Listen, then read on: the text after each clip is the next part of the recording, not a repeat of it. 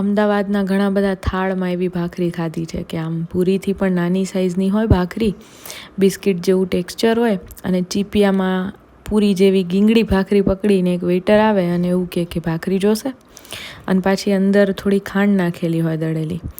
એને તીખા શાક સાથે કેમ ખાવી? મતલબ ફેન્સીકરણ આપણે જે કરીએ છીએ વસ્તુઓનું, ભાખરીમાં આપણે એ હદ સુધી લઈ ગયા કે જમવામાં પણ આ વસ્તુ ફેન્સી થઈ ગઈ. આ સ્ક્રીન ઉપર તમને ઓરિજિનલ ભાખરીનું વર્ઝન દેખાતું હશે. આમ બાજરાના રોટલાનો ભાઈ કહેવાય ભાખરી, કે તમે એક ભાખરી ખાઓ ને એટલે આમ પેટ મસ્ત ભરાઈ જાય. ભરહરી હોય, જાડી હોય, જાડા લોટમાંથી બનેલી હોય, કોર ફાટેલી હોય અને સરસ મજાની આવી દાજો પાડેલી હોય કે જેથી આમ આખી જાડા લોટની ભાખરી શેકાઈ ગઈ છે એનું તમને પૂરું પ્રૂફ મળે. બે ભાખરી ખાઓ એટલે તો આમ પેટ તૃપ્તિ અનુભવે એમ. અને એની બદલે કેવી ભાખરીઓ જોઈ છે જે મેં તમારી સાથે શેર કરી.